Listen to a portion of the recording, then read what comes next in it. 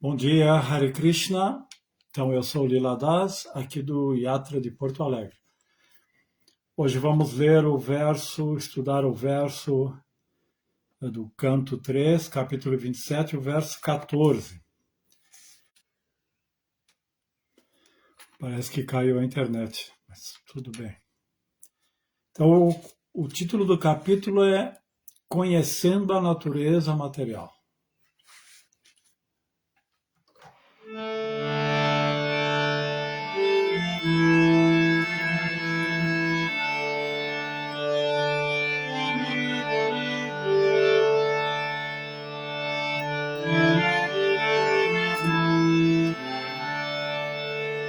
Jai Radha Madhava Jai Kunja Vihari Jai Radha Madhava Jai Kunja Vihari Gopi Jana Pranava Jayo Girivaradhari Gopichana Pallava Jayo Girivaradhari Yashodanandana Brata Chandana Yashodanandana Brata Chandana Yamuna Tira Vanachari Yamuna Tira Vanachari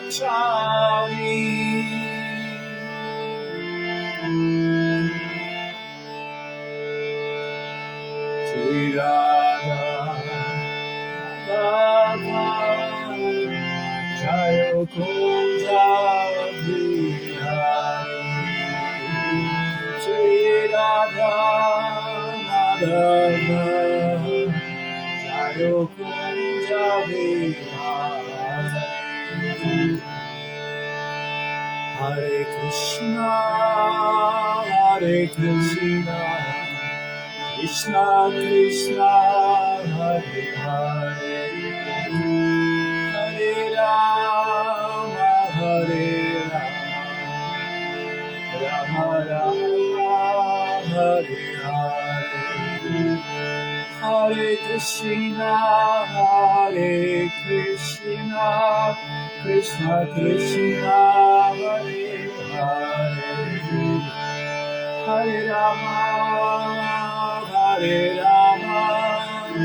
Rama Rama Hare Hare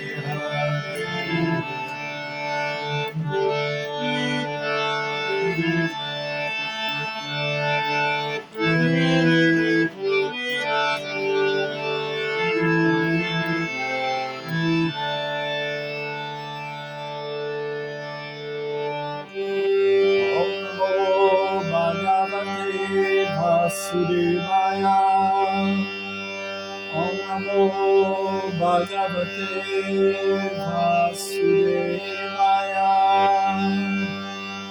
Om Namo Bhagavate Vasudevaya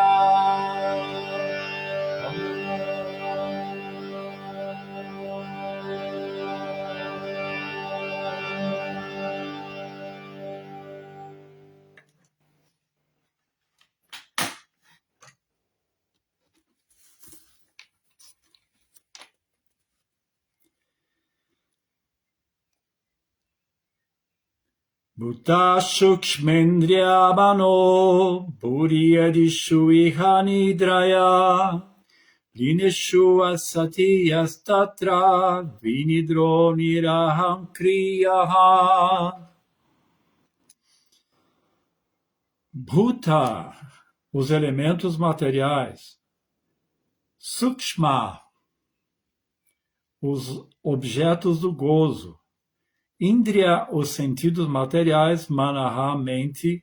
Buddhi, inteligência, Adishu, e assim por diante, Iha, aqui, Nidraya, pelo sono, Lineshu, imerso, Asati, no imanifesto, Yaha, quem, Tatra, lá, Vinidraha, desperto, Nirahan, kriya, livre do falso ego.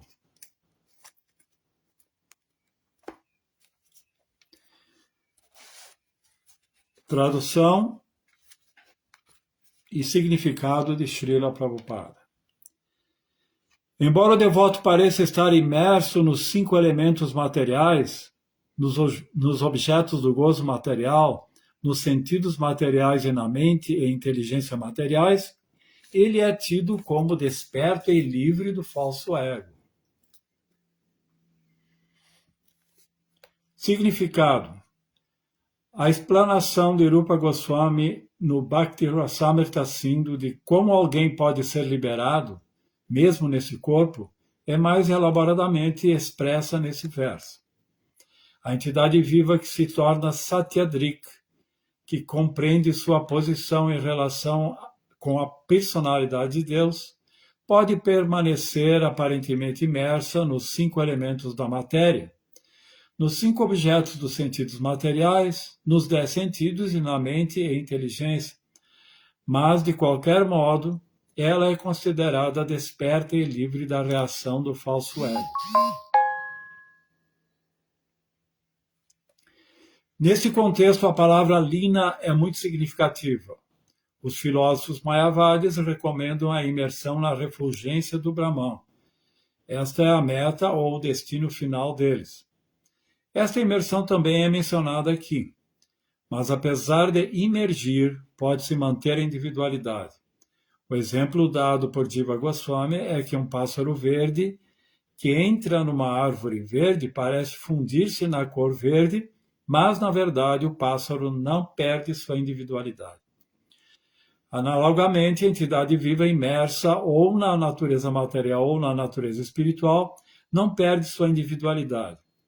Verdadeira individualidade é considerar-se servo eterno do Senhor Supremo. Esta informação é recebida da boca do Senhor Chaitanya. Ele disse claramente, diante da pergunta de Sanatana Goswami, que a entidade viva é eternamente serva de Krishna. Krishna também confirma na Bhagavad Gita que a entidade viva é eternamente sua parte integrante. A parte integrante destina-se a servir ao todo. Isso é individualidade. O mesmo fato se aplica inclusive a esta existência material, quando a entidade viva aparentemente emerge na matéria. Seu corpo grosseiro é feito de 5 elementos. Seu corpo sutil é feito de mente, inteligência e falso ego, e consciência contaminada. E ela tem 5 sentidos ativos e 5 sentidos acumuladores de conhecimento. Dessa maneira, ela emerge na matéria. Mas mesmo enquanto está imersa nos 24 elementos da matéria, ela pode manter sua individualidade como serva eterna do Senhor. Quer na natureza espiritual, quer na natureza material, semelhante servo deve ser considerado uma alma liberada. Esta é a explicação das autoridades e isso se confirma aqui.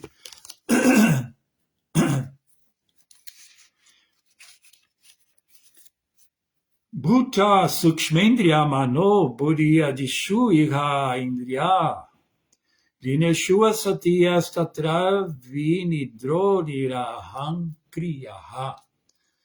Namaon Vishnu Paraya Krishna Prasthaya Bhutale Srimati Dayananda Goswami Tinamine Namaste Guru Hamsaya Paramananda Midase Prabhupada Pramadaya Sasidanta Nasne.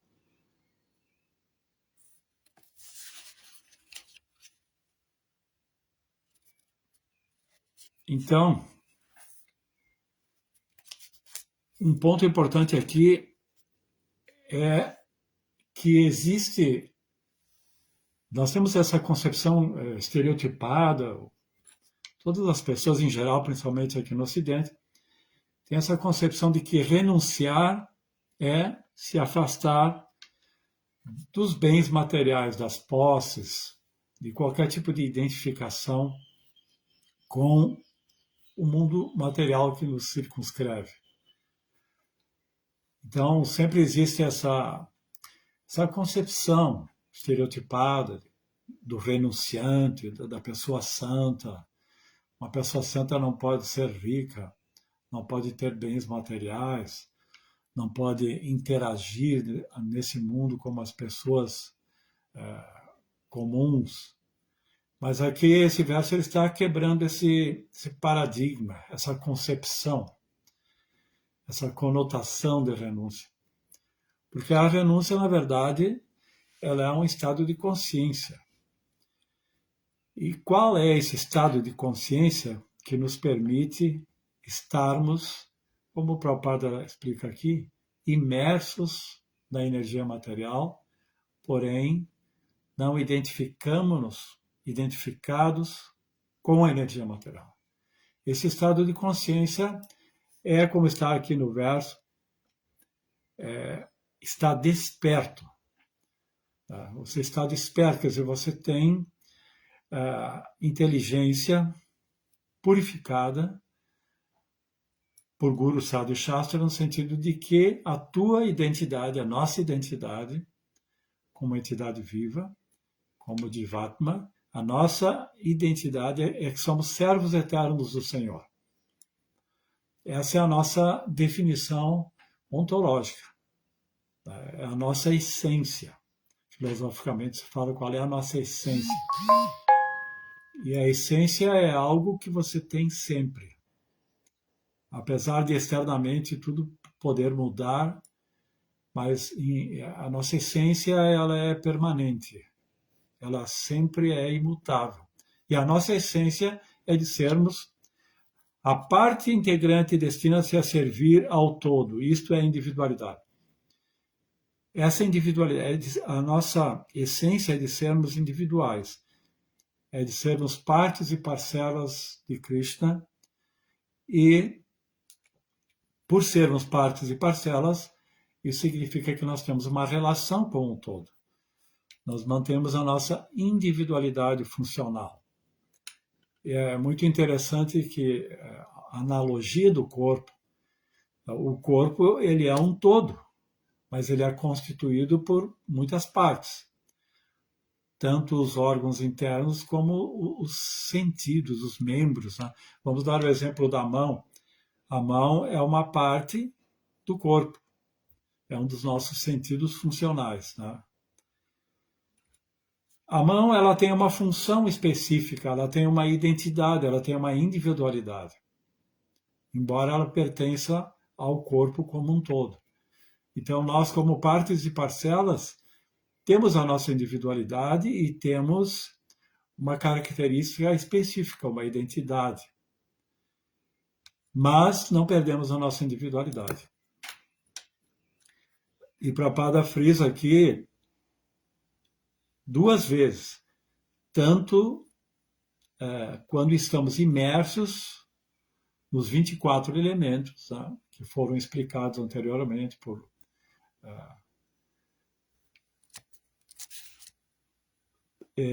esses 24 elementos, eles caracterizam a matéria.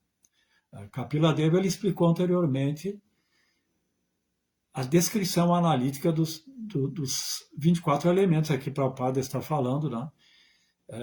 Também que eles são aquilo que fazem com que nós possamos interagir com o mundo material. E eles têm um forte apelo para que nós nos identifiquemos com eles. Então, voltando à questão, como partes e parcelas, nós temos uma função em relação ao todo, tanto imersos nesses 24 elementos, como imersos na condição transcendental no mundo espiritual. Não é que quando transcendermos a matéria, vamos nos fundir com Deus, com o Brahman, com o absoluto e perder a nossa individualidade. Porque uma das nossas 3 características ontológicas, que é Satchitananda, a Ananda, ela só pode existir em função de uma relação com Deus, com o divino. E essa relação, ela preconiza a individualidade. Não poderíamos ter uma relação, que é a causa da bem-aventurança, com Deus se nós não tivéssemos a nossa identidade e Deus tivesse a sua identidade. Se não nos fosse possível uma relação amorosa. Que essa relação amorosa é a riqueza e a quintessência dessa qualidade ontológica de sermos Ananda, bem-aventurados. Nós podemos desfrutar de Sat, que é a existência, de termos consciência, a plenitude do conhecimento, que no caso aqui é citado no verso, está desperto. Esse desperto é estarmos conscientes de quem somos nós, né? Como Sócrates dizia, conheça-te a ti mesmo. E também a bem-aventurança, que é o que citamos, que só é possível dentro dessa relação amorosa. Então é importante, fundamental para um Vaishnava, para um devoto, entender essa questão da individualidade. Já o Mayavadi, ele defende que na condição liberada, nós nos fundimos no Brahman.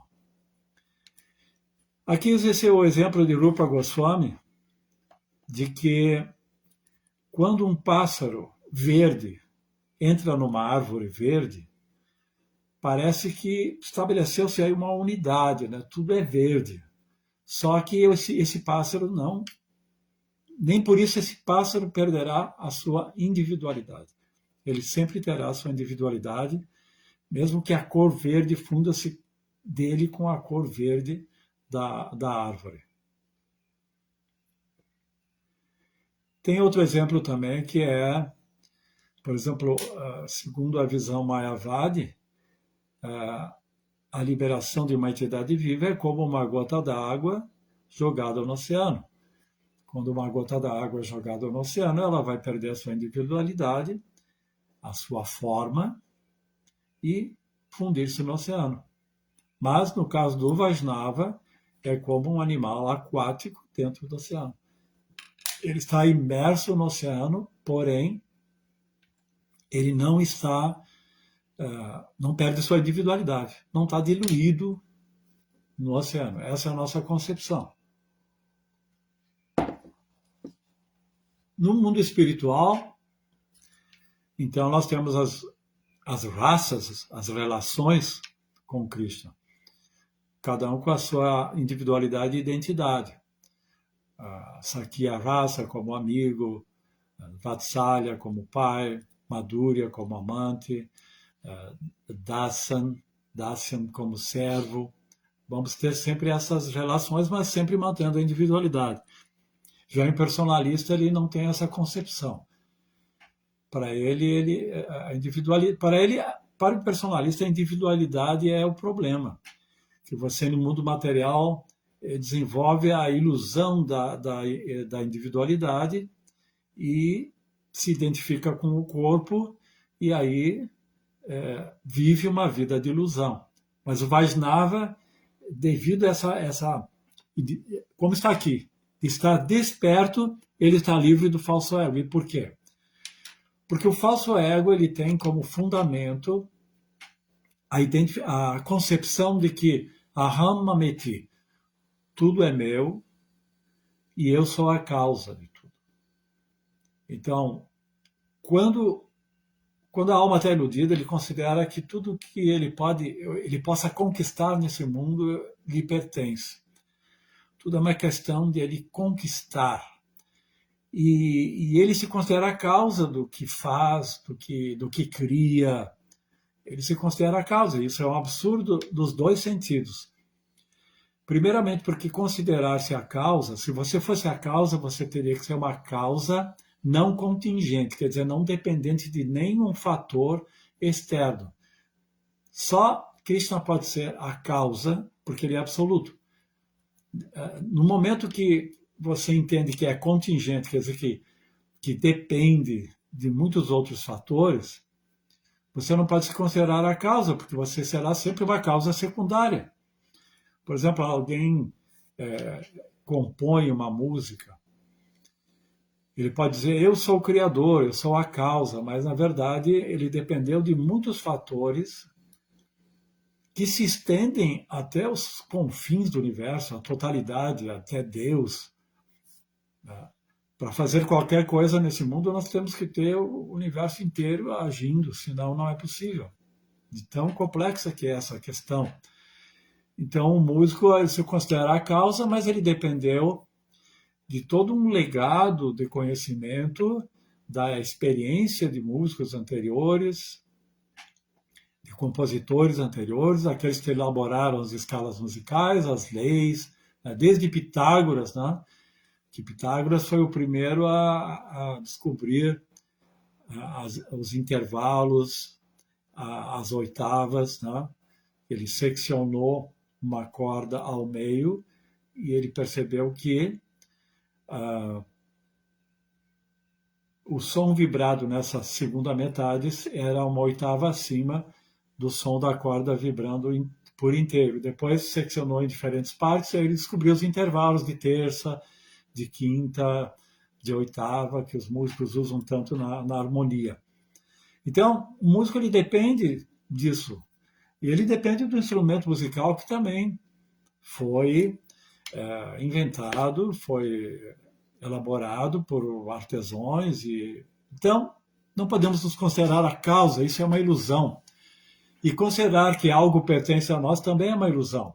Porque se algo pertencesse a você, inclusive o corpo, para que esse conceito fosse lógico e veraz, nós teríamos que ter um controle total sobre aquilo que você considera que é seu. Como posso dizer que esse corpo é meu se eu não tenho controle sobre ele? Não posso impedir a ação do tempo, não posso impedir o aparecimento da doença, da velhice. Então, se eu não tenho controle e isso acontece, e é uma lei, existe uma vontade suprema. A conclusão é essa. Então, esse corpo e tudo que eu considero que é meu pertence a esse controlador supremo. Então, essa consciência é o que ele cita aqui, Kapila Deva, que é o estar desperto. E se eu estou desperto para essa realidade, eu não posso ter falso ego, porque eu não posso mais considerar que alguma coisa é minha, eu não posso mais considerar que eu sou a causa. E eu sei quem é o proprietário e quem é a causa. Também sei, por estar desperto, que sou uma parte e parcela desse causador e desse proprietário de tudo. Então, se eu sou uma parte e parcela, assim como a mão é uma parte e parcela do corpo, a minha conclusão é que eu devo ocupar-me a serviço desse todo. A mão, ela serve ao corpo. Se ela não tiver essa funcionalidade, ela é inútil. É como encontrar uma pecinha de relógio fora da engrenagem, das engrenagens do relógio. Ela é inútil. E nós também. A diferença do ser humano e do mecanismo de um relógio e das diferentes partes do nosso corpo é que nós temos o livre-arbítrio para agirmos em conformidade a essa realidade de sermos partes e parcela ou tentarmos alguma independência de tudo isso. Essa independência que vai criar a nossa ilusão. Existe essa possibilidade, mas tudo acaba com fracasso. Então, esse paradigma faz com que você possa interagir, esse paradigma de que nós somos servos eternos de Cristo, faz com que você possa interagir com a matéria, com desapego, né? Porque você não vai ser um usurpador, um ladrão.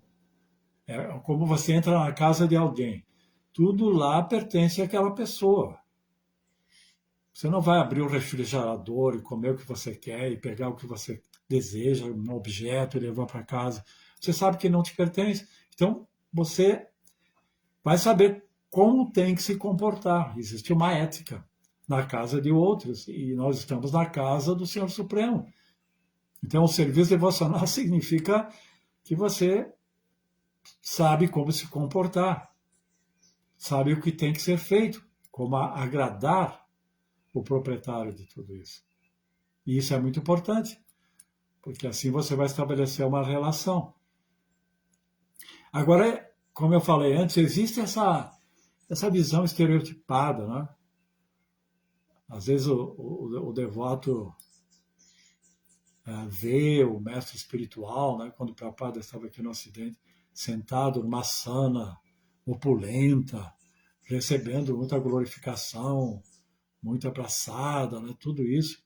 E tem a ideia assim de um santo como São Francisco, né? Completamente renunciado. Então, como é que pode um guru ser renunciado, aceitando tanta glorificação?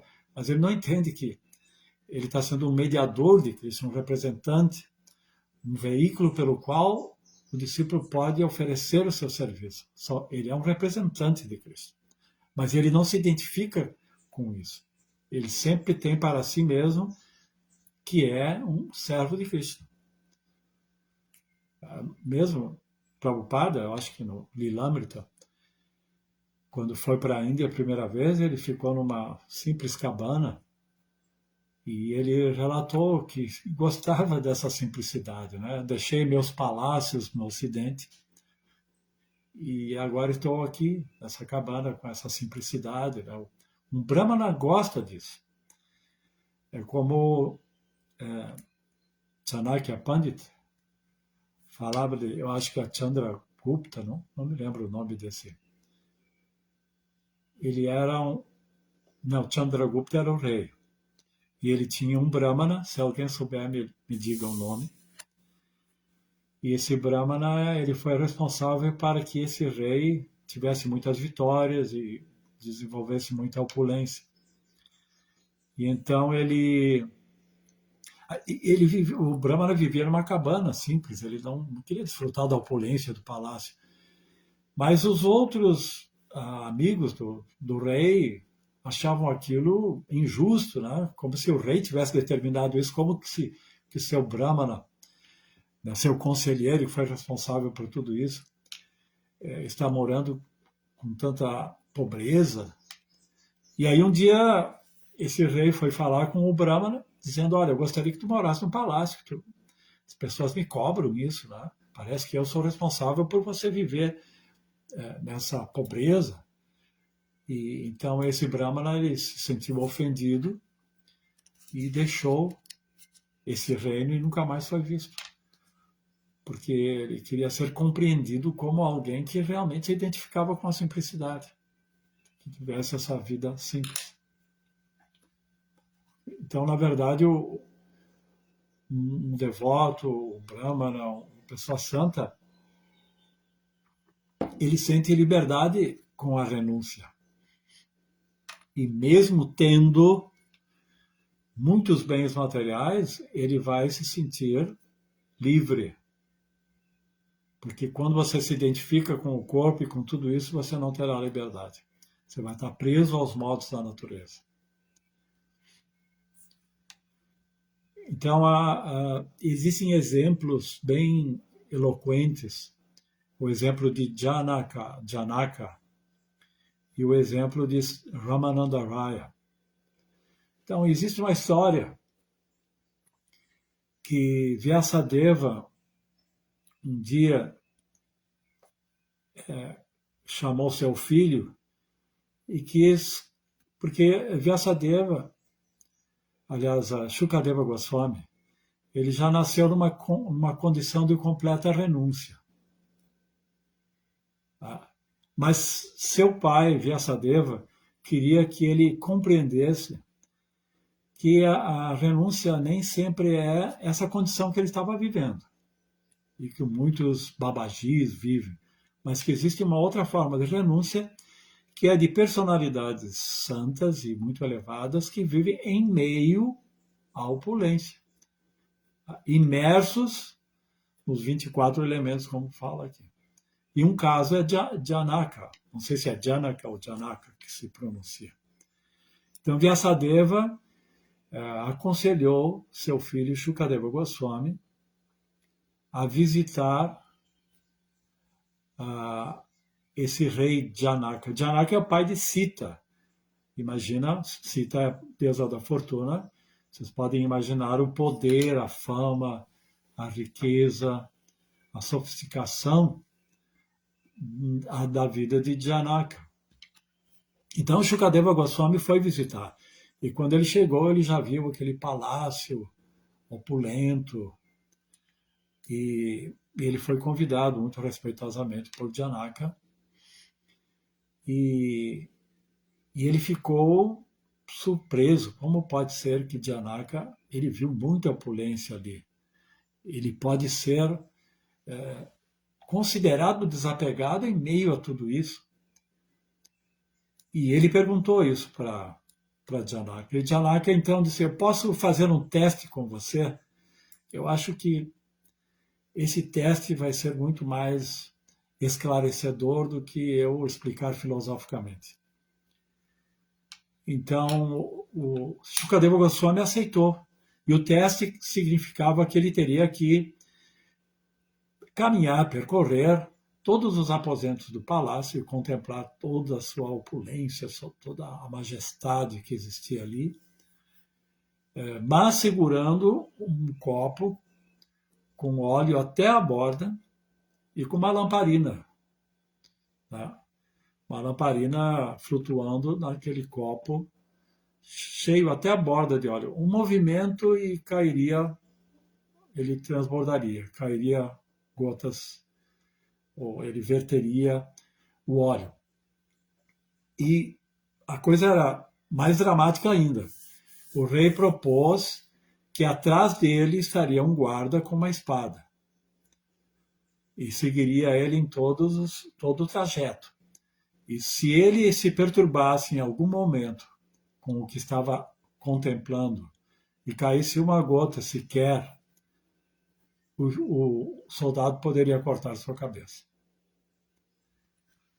E Shukadeva Goswami, que era muito confiante no seu autocontrole, concordou. Lembramos que ele era um jovem, se não me engano, de 16 anos, Shukadeva. Então, Shukadeva começou a percorrer os diferentes aposentos do palácio. Ele foi visitar onde o rei guardava seus tesouros, ele foi visitar ali onde preparavam os alimentos, toda uma opulência que ele jamais havia visto, né? Alimentos que ele jamais havia provado. Ele foi visitar onde o rei dormia, né? A cama toda assim encravada de ouro e todos os aposentos, inclusive o lugar onde todos se banhavam, assim, um lugar de tipo uma piscina, um balneário. E também o grande desafio, ele foi assistir a dançarinas belíssimas, com trejeitos e roupas tangenciando o erotismo. Depois de percorrer todo o palácio, ele voltou e ele durante todo esse trajeto, se concentrou na lamparina e no copo, embora ele não tenha deixado de contemplar o que estava em volta. Quando ele voltou, o rei o parabenizou pelo seu autocontrole, coisa que muito poucos teriam, principalmente um jovem de 16 anos. E o rei Janaka falou: então você, durante todo esse trajeto, pode se concentrar em não derramar uma gota sequer do óleo e salvar a sua vida, né?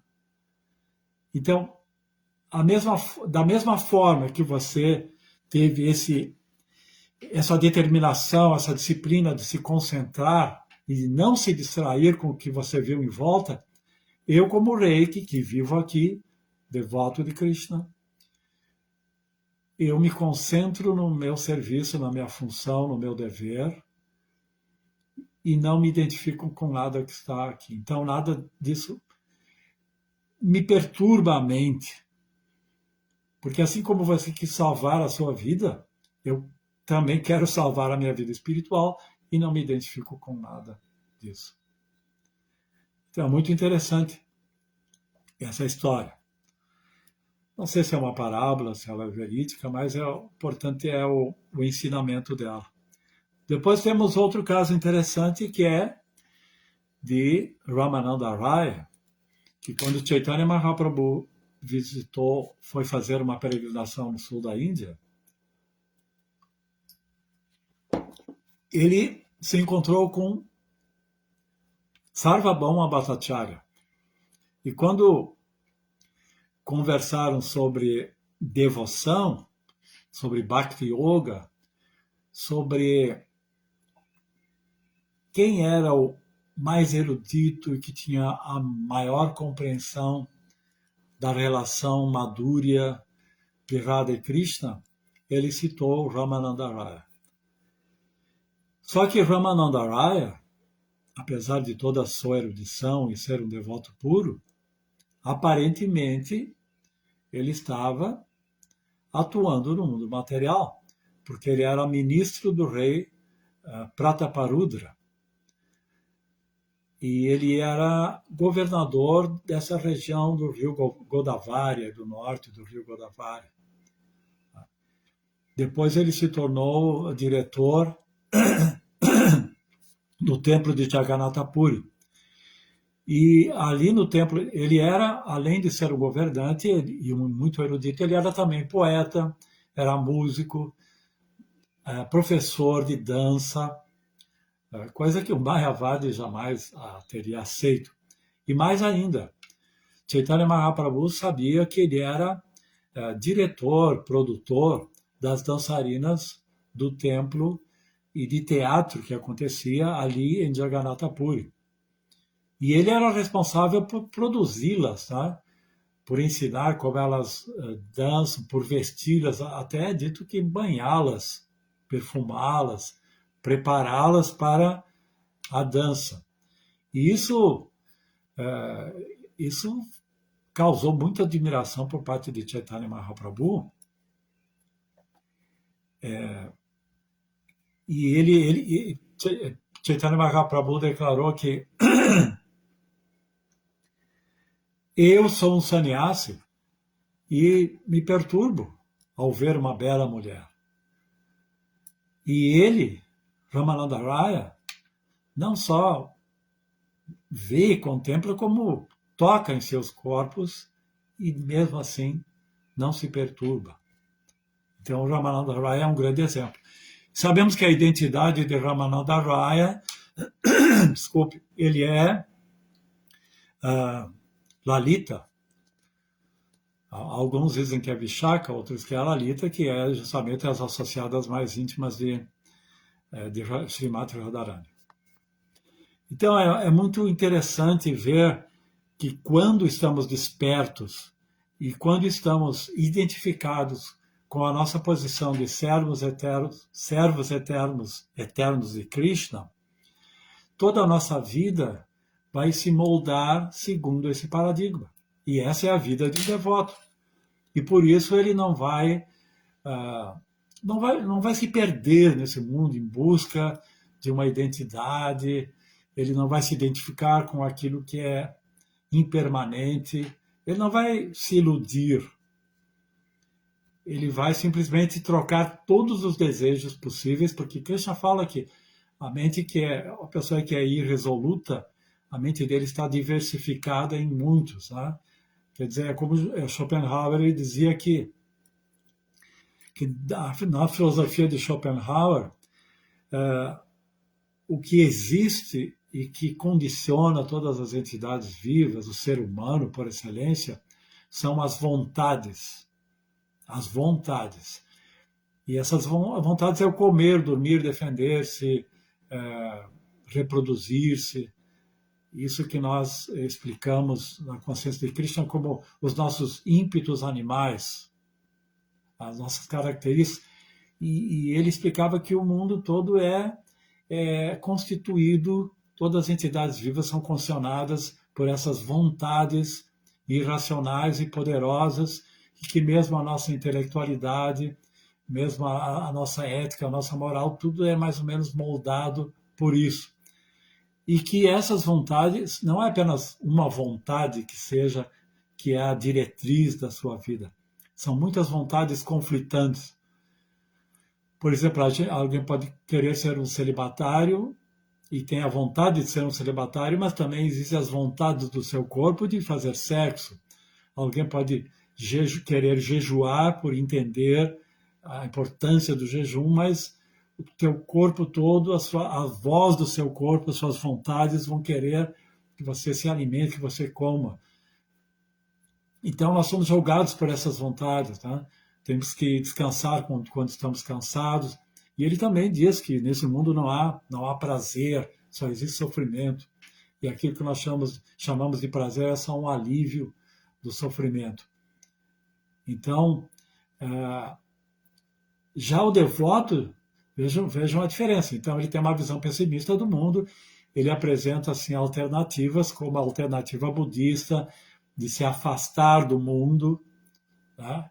de ser uma asceta, de ter uma vida ascética, se afastar do mundo, ou mesmo que você esteja no mundo, fazer caridade para esquecer um pouco de você e pensar nos outros, mas ele não apresenta essa conclusão, e aí isso coincide com o que eu tinha apontado antes, que a visão ocidental de renúncia é se afastar de tudo. Como no budismo, a conclusão a conclusão das 4 verdades é de que você deve não ter desejos. Já o devoto tem desejos, troca todos esses desejos conflitantes por um único desejo, que é servir Krishna. Então sua vida se torna coerente, a vida tem um significado, a vida, mesmo que existam sofrimentos, esses sofrimentos são superados, eles têm o devoto tem a compreensão da temporalidade, da impermanência desses desejos. Então, esses filósofos, na tentativa de explicar o motivo da nossa existência e como encontrar certa felicidade, eles, por não saber isso, por não ter esse fundamento, a consciência da nossa essência, de que somos servos eternos de Cristo, eles criam filosofias inclusive absurdas e ateístas. E uma delas, que influencia muito ainda no presente a sociedade atual, a contemporaneidade, é o existencialismo. É até interessante a gente analisar isso, né? O que é o existencialismo? E nós vemos que muitos filmes e livros são influenciados por isso. E essa filosofia teve muita predominância nos anos 50 e 60 até. E foi uma das molas propulsoras da contracultura, do movimento hippie, né? Veja escritores como Hermann Hesse, Franz Kafka, mesmo Dostoiévski tem assim certa influência do existencialismo. E às vezes nós estamos vivendo nessa cultura, assistindo filmes, lendo livros e vendo notícias, e incondicionalmente vamos assimilando esses valores existencialistas, né? Mas o que é o existencialismo? O existencialismo ateísta. Seu expoente maior é Jean-Paul Sartre, o francês Jean-Paul Sartre. Simone de Beauvoir, sua esposa também. Tá? E o jargão, 2 jargões fundamentais dessa filosofia, um deles é de que a existência precede a essência. E outro deles é que somos condenados à liberdade. Então, segundo essa filosofia, você é jogado no mundo sem uma essência. O que significa sem uma essência? sem essa verdade de que nós somos. A essência do devoto é essa, somos partes e parcelas de Krishna. Com essa essência, isso dirigimos toda a nossa vida.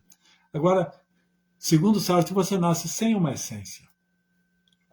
Não existe vida anterior, não existe vida posterior, não existe a reencarnação, não existe alma, não existe Deus, não existe um programa divino para o ser humano. Então você é jogado no mundo sem a essência. Mas você, primeiro, reconhece a sua existência. E segundo ele, como a existência precede a essência, quem fará a essência somos nós. Não é que você, através da contemplação, da informação, da revelação, vai descobrir a sua essência e vai seguir esse caminho. Não. Essa essência você vai formar de acordo com as suas escolhas. Assim, por exemplo, no plano material,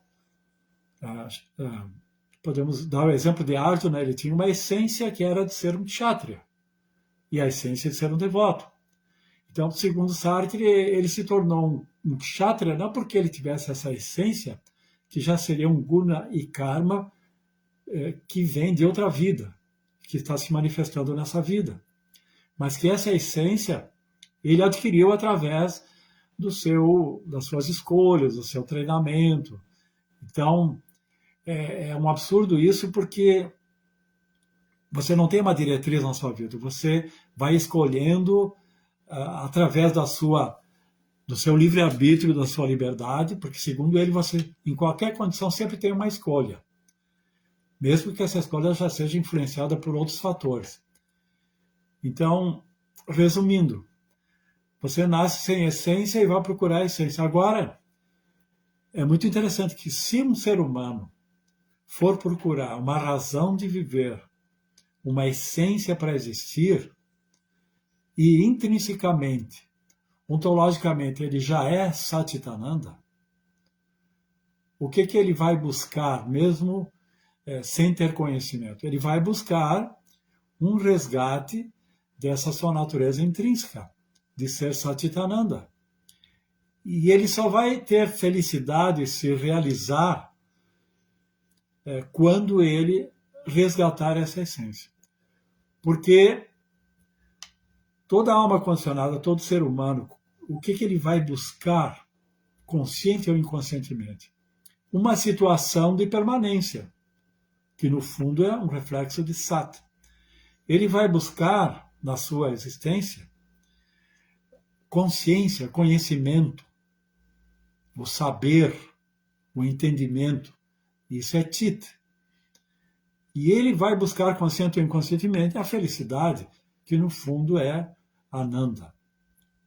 Então, a incoerência e contradição do existencialismo, eu vejo que é isso, porque se você vai buscar uma essência, a essência que você vai buscar é aquilo que você é intrinsecamente. Você não pode deixar de ser Satchitananda. E mesmo iludido na matéria, você vai buscar isso. Então, na verdade, é impossível que você não nasça com uma essência. Tanto uma essência material, que é o Varnashrama, como uma essência espiritual. E ainda existe o Swarupa, né, que é a sua relação eterna com Krishna.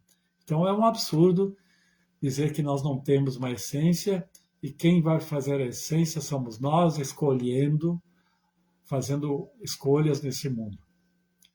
E ele explica que nós somos fadados à liberdade. Porque nós estamos jogados nesse mundo e temos que fazer escolhas. E você vai criar o seu mundo, e aí você tem 360 graus de opções. Isso vai gerar certa angústia. O que é melhor para mim?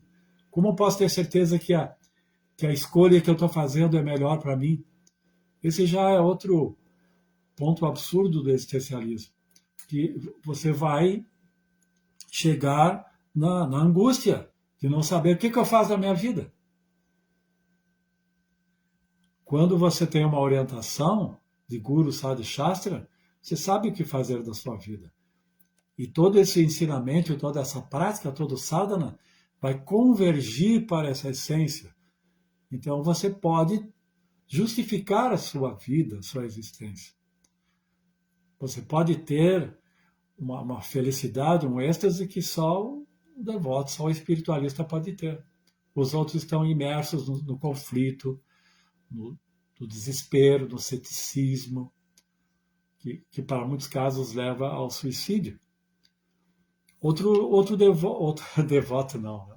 Um dia vai ser. Né?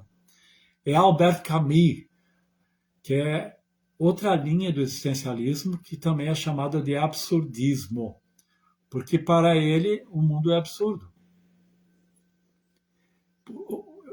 Aí tem um livro que é chamado O Mito de Sísifo.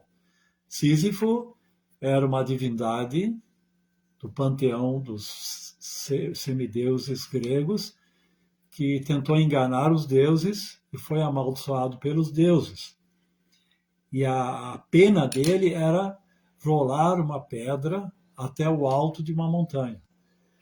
Quando ele finalmente estava chegando quase no topo da montanha, a pedra voltava a rolar novamente e ele tinha que buscar a pedra e rolar novamente ao alto da montanha. Então ele vivia num ciclo interminável. E segundo Albert Camus, a nossa vida é esse ciclo absurdo, no sentido de que você se esforça para desenvolver certa prosperidade nesse mundo, para obter conhecimento, para depois o tempo roubar tudo isso, doença, velhice, morte, e você acabar. Para ele não existe reencarnação, nem vida metafísica. Então, a vida é um absurdo. O mundo, para ele, o mundo, ele é indiferente a você. Bem ao contrário da nossa teologia, que Deus, mesmo da teologia cristã, que Deus é sempre providente, que Deus está no coração de todos. Não é que o mundo, que o universo é indiferente a você, mas na visão desses impersonalistas, desses ateus, o mundo é indiferente a você. E você que tem que fazer, é o caso também de Nietzsche, que Nietzsche foi um dos que deu os fundamentos para o existencialismo, que Nietzsche dizia é o amor fati, né? Você tem que amar a sua vida, amar o seu destino assim como é, e tentar ser um Uberman, um super-homem, superando todo tipo de influências, inclusive espirituais, religiosas, tradições, e você ser autossuficiente e criar. Vejam como essas filosofias são tão contrárias. Tá? São tão contrárias e elas surgem da falta dessa compreensão. A falta de estar desperto e livre do falso ego. Porque o que cria, o que os filósofos eles criam essas filosofias, elas são baseadas no seu falso ego. Ele não quer ouvir ninguém, e muitas vezes nem ouvir os filósofos anteriores. Ele quer ele mesmo criar uma explicação da realidade, da nossa existência. Então eles estão muito longe de ter a humildade de escutar o mestre espiritual. Para Nietzsche, toda a moral cristã, no caso que ele contestou, toda essa tradição era apenas para os fracos. Essa moral era uma invenção dos fracos para não serem dominados pelos mais fortes. Então eles inventaram toda essa ética, essa moral, e segundo Nietzsche, o mais forte tem direito, devido ao seu poder, sua habilidade, de ser o mais forte.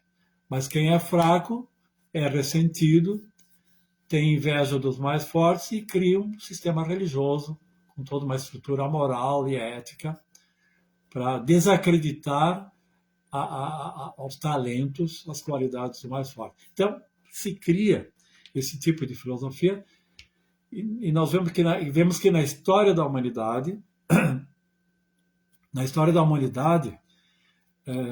cada vez mais o homem foi concentrando-se em si mesmo.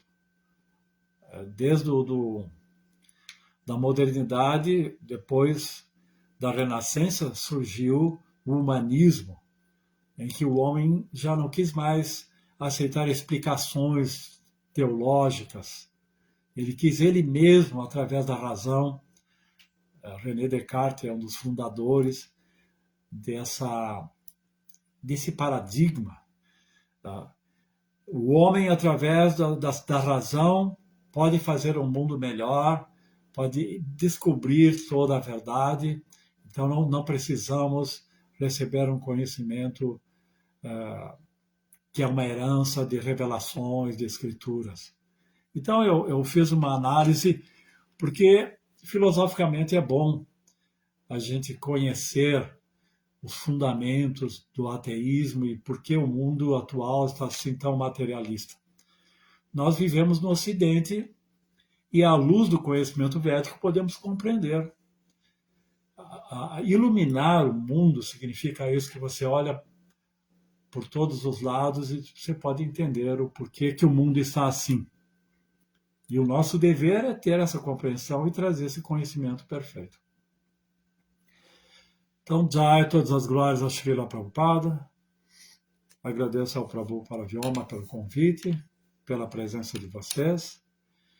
E se alguém tiver algum comentário, alguma pergunta, eu vou tentar ler aqui, né? Então, Bhaktival, reverências. Prabhu Hare Krishna, bom dia, foi a primeira a entrar aqui.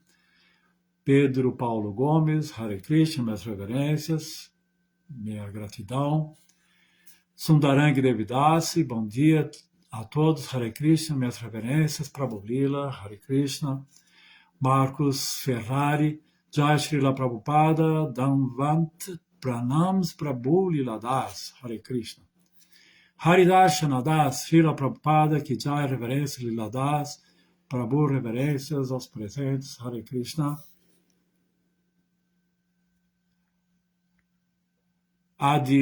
Adelila Devidasi, Hare Krishna. Pedro Paulo Gomes Martins. Tem também o exemplo de Pundarika Vidyanidhi e Gandhara Pandit.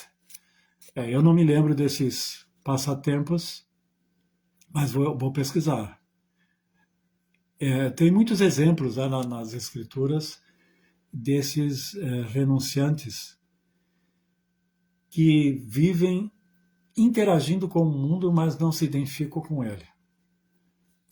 Pedro Paulo Gomes Martins. Intelectualmente entendemos esse conceito de eu e meu, mas como realizamos na prática que não somos esses corpos? Interessante que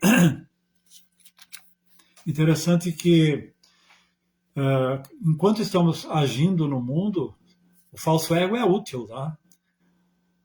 Porque você tem que se impor nesse mundo. Por exemplo, as coisas que você necessita para existir são temporariamente suas.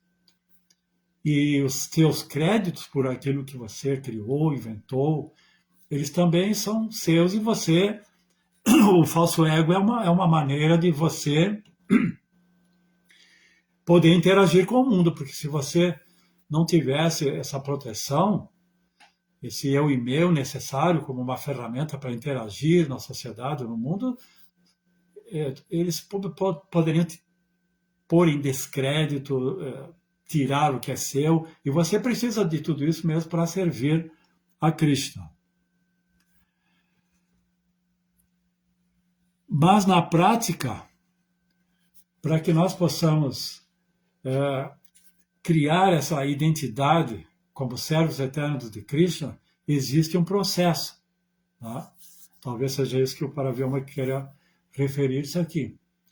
Que esse processo, então, foi trazido por Chaitanya Mahaprabhu, por Srila Prabhupada, pela sucessão discipular, que é um método pelo qual nós possamos inverter, ao invés de nós nos identificarmos com o mundo material e com esse corpo nós podemos nos identificarmos com um eu e assumirmos essa posição de sermos. Então existe esse processo, que é o processo de cantar o mantra Hare Krishna, Hare Krishna, Krishna Krishna, Hare Hare, Hare Rama, Rama Rama, Hare Hare.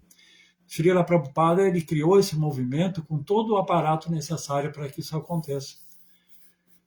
Os mestres, a literatura, a nossa disciplina, como purificar o corpo, purificar a mente, purificar a inteligência. É certo que uma alma condicionada não vai ter, de uma hora para outra, assim, de uma forma tão gratuita, essa posição de estar no mundo e desapegar a ele. Mas, na prática, com a disciplina e com esse processo, ele poderá, então, assumir e viver essa situação privilegiada de você estar no mundo, mas ser livre, não ser escravo do seu corpo, escravo da sociedade, do nacionalismo, de certas ideologias.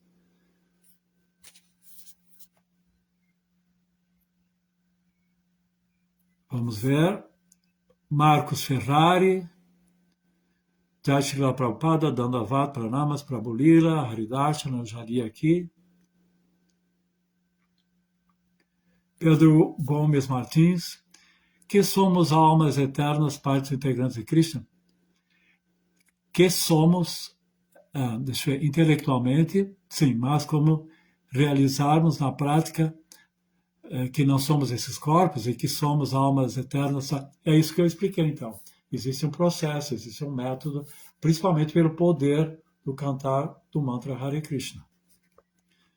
Marcos Ferrari, a tese do existencialismo, de uma certa forma, é uma meia-verdade, na medida em que, na ignorância, a entidade viva age influenciada pelos gunas, e assim estabelece um padrão, uma essência permeada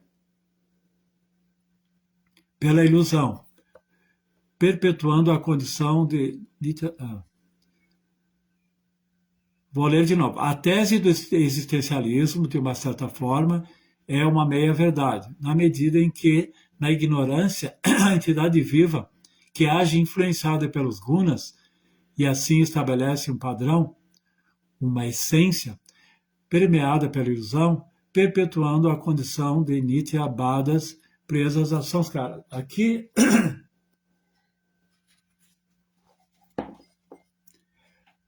na verdade, o que eu posso dizer é que a meia-verdade que eu vejo do existencialismo, o existencialismo ele pode ter uma verdade que seja útil até para nós, porque às vezes nós, como devotos, incorremos num fato,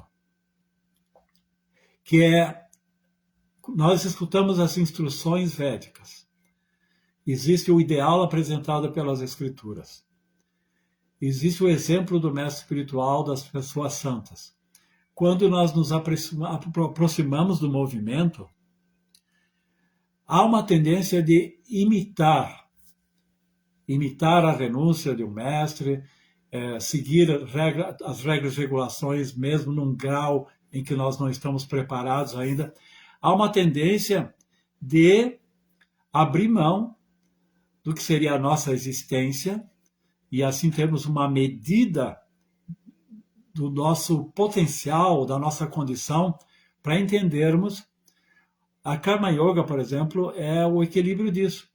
Nós temos que considerar a minha existência concreta, que o existencialismo só defende isso, a minha singularidade, e temos que considerar o ideal apresentado pelas escrituras, pelo mestre, e sabermos, assim, aonde nós estamos situados. Por exemplo, eu posso querer ser um sannyasi, mas a minha existência, a minha condição é de ser um grihasta. Nietzsche ele falava que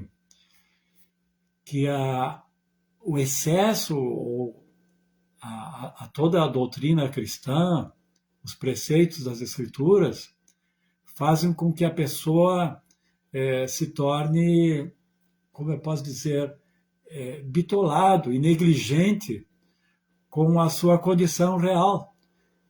Então, nós temos que saber a nossa condição real, a nossa existência, e entendermos o quanto podemos nos aproximar do ideal das Escrituras e do exemplo das almas liberadas. Não podemos imitar, deixar a nossa existência, a nossa vida concreta e tentar viver uma vida artificial. É o exemplo de Arjuna. Arjuna era um kshatriya e Krishna queria que ele continuasse sendo kshatriya e não abrir mão dessa condição para viver o ideal de uma alma renunciada, o que geraria um conflito. Então, eu vejo que toda a filosofia ela pode ser aproveitada, não é? E quando a alma agora eu não sei se é exatamente o que ele está querendo apresentar aqui, o Marcos Ferrari, né? Mas eu vejo que quando você vive o existencialismo sem o parâmetro de um ideal de espiritualidade, você está simplesmente condicionado às mãos da natureza. E as suas escolhas todas são influenciadas pelos mãos da natureza e você nem sabe disso. Você pensa que tem uma liberdade, mas não tem. Você está completamente influenciado. Então, para resumir, temos que ter consciência da nossa existência, do nosso condicionamento e saber em que grau eu posso ir avançando sem incorrer na imitação, em assumir o dharma de outro.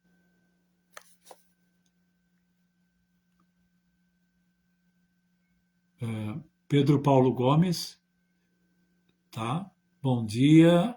Ademas Alves, Pedro Paulo Gomes, intelectualmente, eu já li.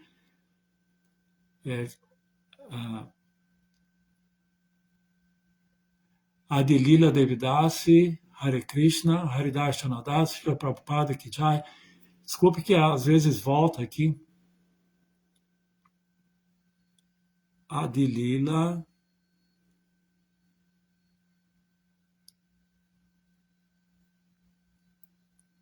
Sundarang Devidasi. Prabhu Lila Das tem uma sugestão: o senhor dar um curso para os devotos sobre a filosofia ocidental e seus ensinamentos comparativamente aos ensinamentos védicos. O que o senhor acha?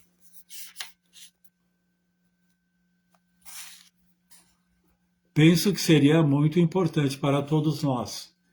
Eu estou estudando isso. Eu sempre, quando eu escutei que Prabhupada tinha um interesse de fazer um estudo comparativo da filosofia ocidental com a filosofia védica, e meio que passando a limpo, né, essa filosofia ocidental com os parâmetros védicos, eu sempre simpatizei com isso.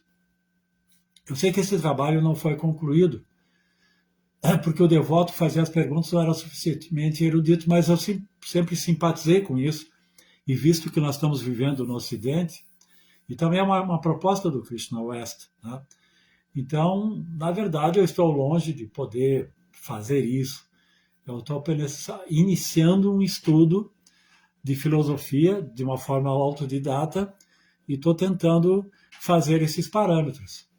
Futuramente, quando tiver já uma pesquisa já mais madura, eu quero até escrever alguma coisa, escrever um livro.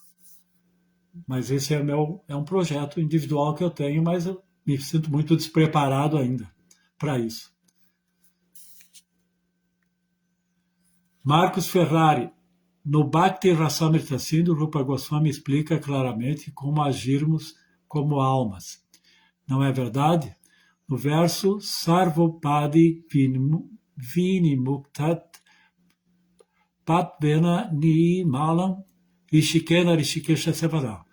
Sim, esse verso ele é bem esclarecedor quanto a essa nossa posição, essa nossa natureza. Eu não lembro de toda a tradução do verso, mas conheço seu significado.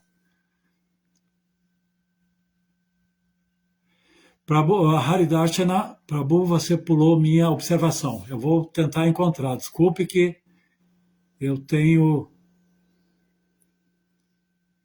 Eu tenho uma dificuldade aqui de girar isso aqui, mas vou procurar aqui a sua observação. Aqui.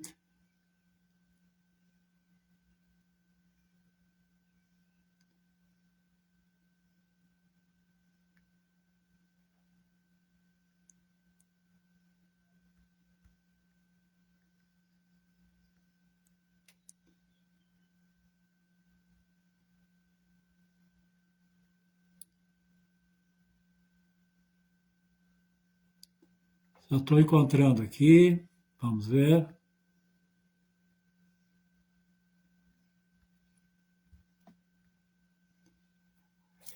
Haridarshana. Essa ideia de Sartre, que a existência precede a essência, tem um sentido próximo à ideia de John Locke, que o ser humano nasce como uma tábua rasa, uma página em branco, sem ideias inatas. Você as considera distintas? Muito boa observação. Quem defendia a ideia das ideias inatas, essa concepção, foi René Descartes, por excelência, que prova a existência de Deus, e Santo Agostinho também. Porém, esse John Locke, ele era existem os idealistas e os empiristas, né? Essa é uma corrente que existiu na modernidade, no iluminismo, defendida pelo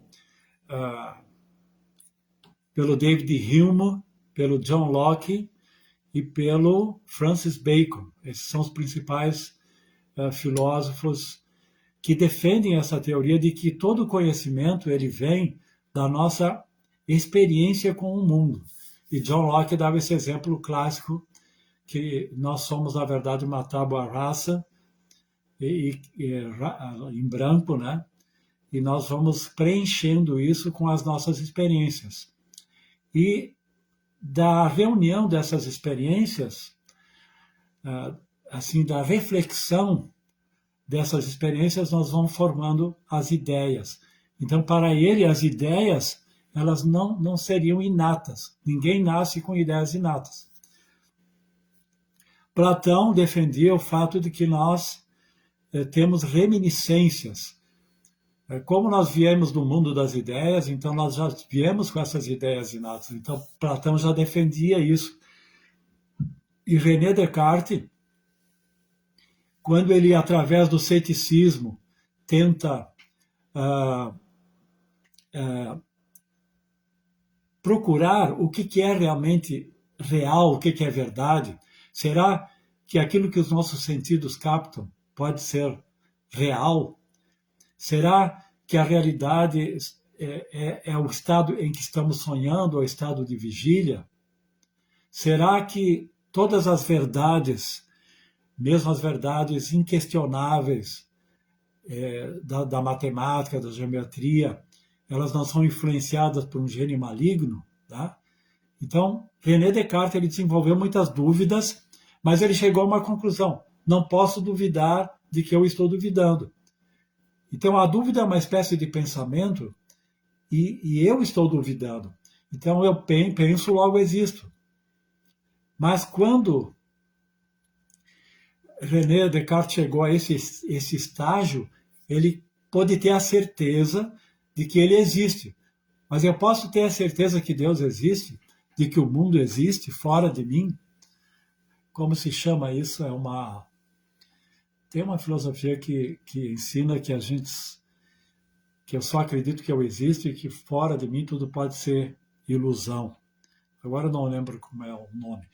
Mas aí René Descartes ele tinha que buscar dentro dele, através da razão, através das ideias que estão no seu pensamento, alguma coisa que não viesse nem dos sentidos, nem do estado onírico de vigília, nem da matemática, mas algo que provasse a existência de algo fora de mim. E aí ele chegou à conclusão das ideias inatas. E duas ideias inatas que nós possuímos, que é a ideia a ideia de perfeição e a ideia do infinito.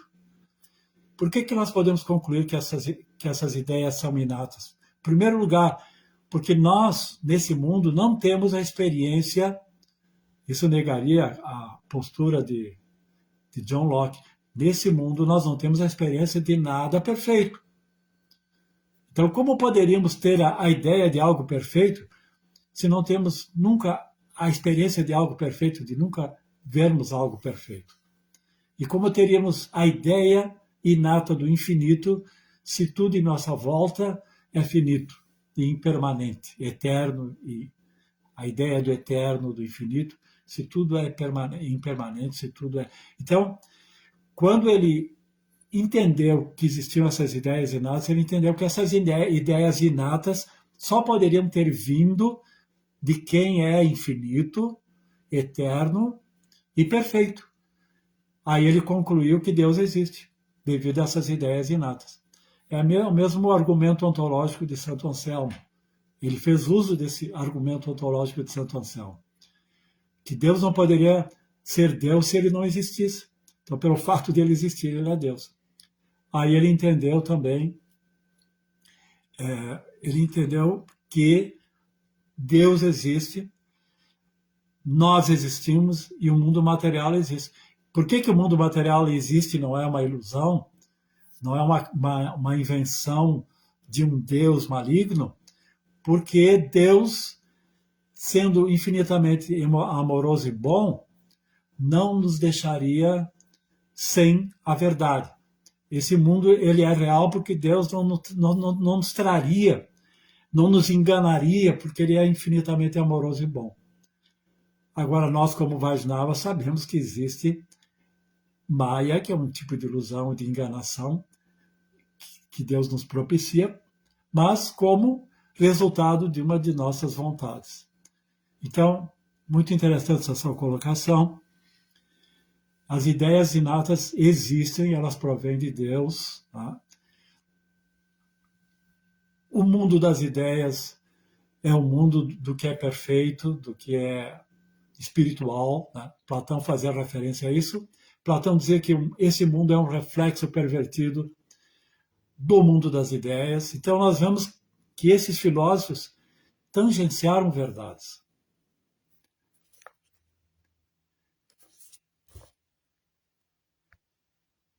Eu acho que eu já li tudo.